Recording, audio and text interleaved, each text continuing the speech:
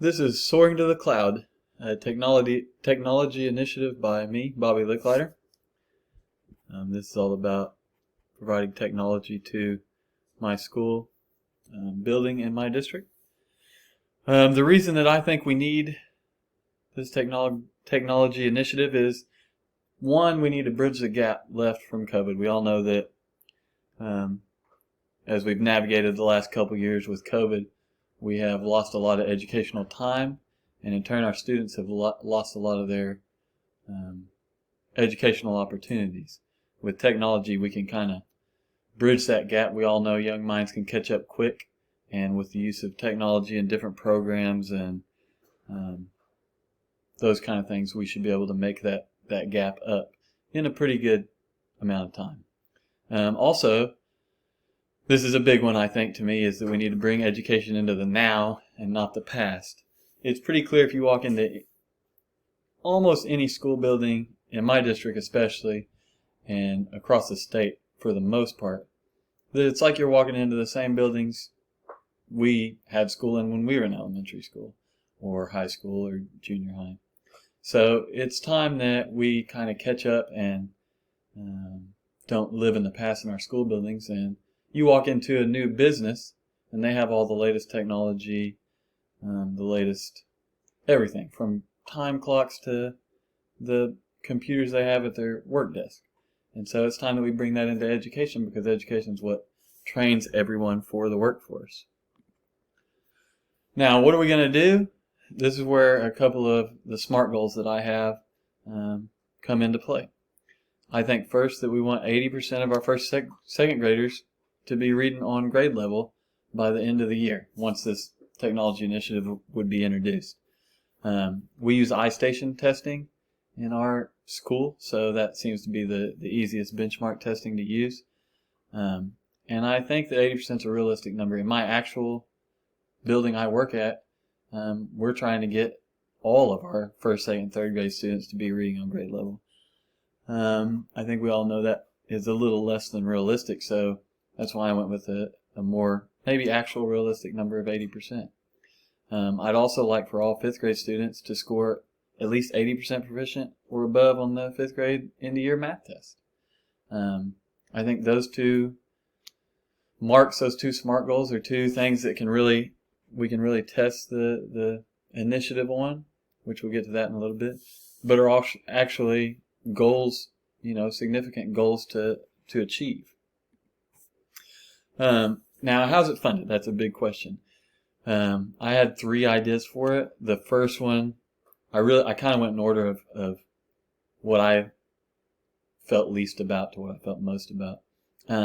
So one would be the budget we have in place, just reworking it, reallocating some funds from certain areas to other areas, and we all have a certain amount of technology budget already provided, which we'd have to ramp that up, which is why you'd have to revise the budget and move some money around. 2, you always have the option to pass a bond, and technology could be the heartbeat of that movement, that bond issue. I think you could get a lot of support for a bond issue that was based on technology, especially if you're well prepared to present that to the community.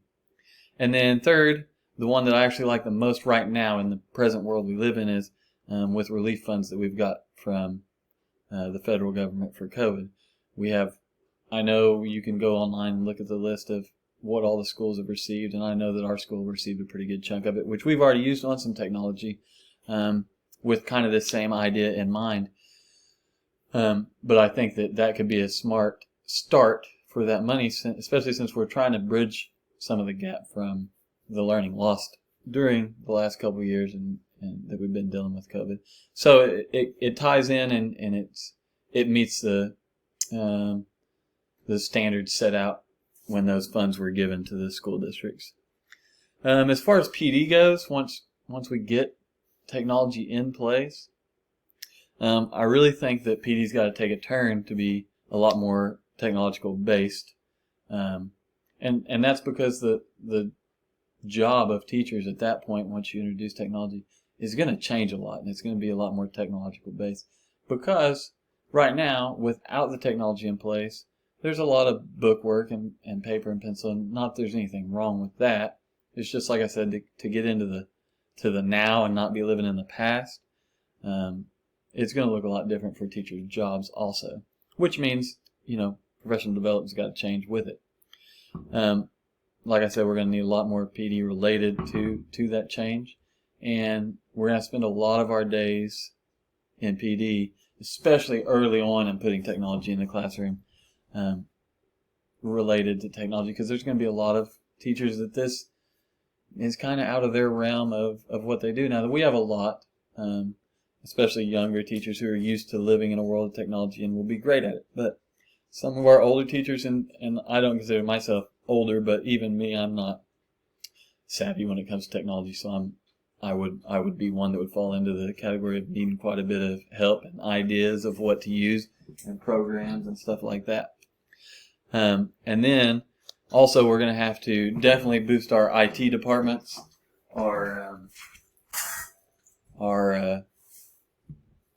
IT personnel, and then to go along with that is I would want to create regular trainings for teachers that showed them different program stuff, and that would not fall in the IT department, but it would fall in, I don't know, you could set up with a certain vendor or something to come in and give these trainings that were geared towards how to use the technology, not just the working of it, which is what your IT department is going to be on your infrastructure and stuff, but I'm talking about trainings on actual programs to use and ways to teach kids with the technology. And then here I have my implementation timeline. It's quite a bit. You could look at it, and anybody I would be giving this initiative to is going to be able to go back through this. I would hand this out. But my idea would be in this spring to get devices for all the sites and all the teachers, and then early summer you're going to get the devices in, and that's also when you'd start. iPads was the technology that I chose for my site, and so you'd be fitting everyone for an iPad, teachers, students, everyone, and so I would want Apple support to come in to our IT staff, give them everything they need to get set up and get rocking and rolling. And then in July, late summer, IT staff have everything ready to go. August, the school starts. We use some of those PD days. We get everybody set up. We get everybody trained on it. Maybe a day or two of that PD is actually with, the vendor or whoever, like I said, to push out ideas and actual things that you can use. And then I have in there that the 22-23 school year that one day a week we have PLCs already, but those PLCs would have an emphasis on technology use in the classroom, where you would meet with just your grade level and share ideas or look up new ideas to use that had an emphasis on the technology in the classroom. And then, of course, in January we do a PD day when we return for the second semester. I'd also use that as the technology training and make it grade specific so that certain grades didn't feel like they were listening to stuff that didn't matter to them. And then by the end of the year, we'd look at, the testing, the iStation testing and the end of year testing and stuff like that. And we could meet with each grade level and come up with things that worked. I put in there that we'd have a survey. We can put out a Survey Monkey and see, okay, what'd you like? What'd you need help? What more support could you get? Ideas like that, just general feedback then. And then I have on the end that we'd offer extra small group trainings, and I think that would be great.